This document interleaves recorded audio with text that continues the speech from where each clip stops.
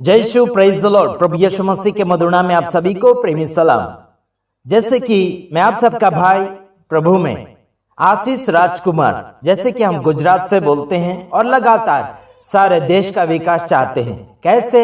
आत्मा में, यानी कि सुधार होना बहुत ही अनिवार्य हो चुका है। और जैसे कि हमने हिंदू धर्म क्यों छोड़ दिया, कुछ ऐसे वीडियो में हमने फरमाया है और लगातार आप सभी को आगे बढ़ाने के लिए हम कोशिश के ऊपर कोशिश कर रहे हैं। हालेलुया। और आपको अलग अलग प्रकार से वीडियो मिलते चले जा रहे होंगे। हमारे दोस्त यार और हमारे पहचान के कुछ लोग हैं, उनका वीडियो हम लगातार आपके सामने पेश कर रहे हैं। और जो भाषा में आपको समझ में आता होगा तो समझ लीजिएगा, ठीक है? हाँ, तो सुन लेते हैं। यहाँ पर परमेश्वर के वचन से हम कुछ बातचीत करेंगे और लगातार जीवन लोगों का डिस्टर्ब होता चला जा रहा है, यानी कि कमजोर होते चला जा रहा है, यानी कि रुकते चला जा रहा है, यानी कि डाउट होते होते चला जा रहा है। बीते हुए दिनों में हमने देखा हमारे गांव के पास, यानी कि नदी के किनारे कुछ एक खड्डा था, कचर पट्टी था। वहां पर कचरे के अंदर एक लेडीज को डाल दिया गया मारपीट कर। तो देखो, निर्दय हो चुके हैं आजकल लोग। चलो ठीक है, उनके साथ अगर नहीं रह सकते हैं, ना ही व्यवस्थित संबंध आपका बन पा रहा उनसे, है ना, पारिवारिक जीवन में नहीं अच्छा आपका जीवन जी रहे हैं आप उनके साथ, तो आप प्रेम भाव से बातचीत करके, उनके मम्मी पापा से बातचीत करके कुछ समझौता कर सकते, सुधारा कर सकते।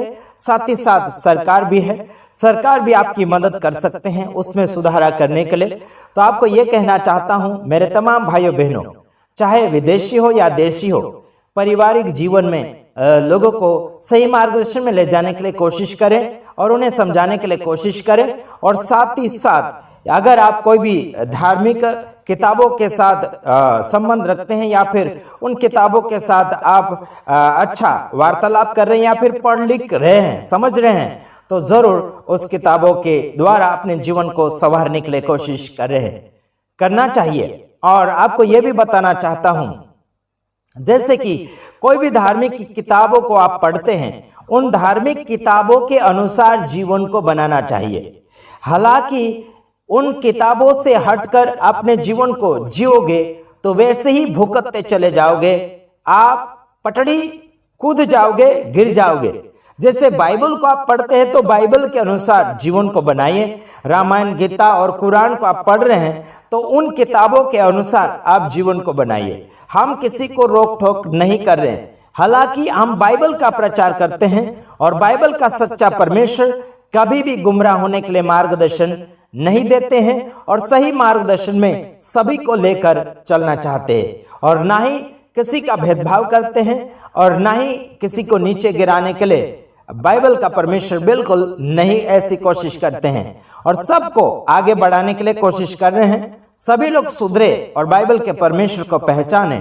यही तो हम लोगों को पहचान देते हैं। और कुछ लोगों ने धर्म परिवर्तन का आरोप लगाने के लिए काफी कोशिश के ऊपर कोशिश जारी कर ली है, लेकिन बाइबल को पढ़ने वाले और बाइबल का प्रचार करने वाले नंबर 1 जीतने वाले, यानी कि नंबर 1 जीत को प्राप्त करने वाले लोग होते हैं। उनको हराने और डराने और धमकाने की बातें बिल्कुल ना करें। साथ ही साथ मैं आपको वचन बताना चाहता हूं, यशाया 42 अध्याय उसका 18 और 44 अध्याय और 22 वचन साथ में हम आपके लिए पढ़ना चाहेंगे। चलो देख लेते हैं। हे बहरो, क्या कहा गया? सुनो, अलग अलग प्रकार के धार्मिक जीवन जीने वाले और नहीं जीने वाले और नास्तिक जीने वाले, आइए देख लेते हैं अलग अलग प्रकार के नुकसान जो आप लोगों को पहुंचाते चले जा रहे हैं। उन सभी को मैं कुछ बातें फरमाना चाहता हूं। धार्मिक हो गए या नास्तिक हो गए या फिर आम जनता हो गई, उन सभी को ये वचन फरमाना चाहते हैं हम, समझाने के लिए और सुधारने के लिए आप सभी के लिए ये बातें फरमा रहे हैं। आइए देखें। है बहरो सुनो, है अंधो आंख खोलो कि तुम देख सको। क्या कहा गया? है बहरो सुनो, ध्यान से सुनो। जो जानबूझकर बहरे बन रहे उनको बात हो रही, यानी कि आगे क्या आया है, सुनो, ऐसा आया। इसका मतलब है कि अनसुने को बोल रहा है। बहरे तो आखिर हो ही चुके, कुछ आधे अधूरे, कुछ पूरे बहरे हो गए। पूरे बहरे लोग तो सुन नहीं सकते, लेकिन आधे अधूरे जो बहरे हैं वो लोग सुनेंगे। तो देखिए, है बहरो, है ना, सुनो, हे अंधो, आंख खोलो। मतलब कौन से अंधे, आधे अधूरे। और आत्मिक जीवन में तो काफी ऐसे अंधे लोग हैं और बहरे भी हैं।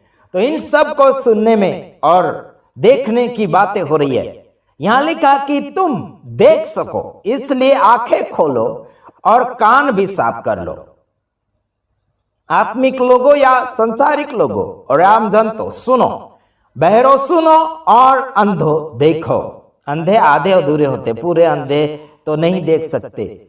कुछ लोग ऊपर से अंधे हैं और कुछ लोग अंदर से, यानी कि अंदरूनी भाग से अंधे हैं। उन सभी के लिए कुछ बातें फरमा रहे हैं। मैंने तेरे अपराधों को काली घटा के समान और तेरे पापों को बादल के समान मिटा दिया है। देख, आपके पापों को मिटा दिया गया है। और क्या कर दिया, काली घटा, मतलब कैसे घोर अंधकार जैसे पाप होते हैं इंसान के, उनको हटा दिए गए हैं।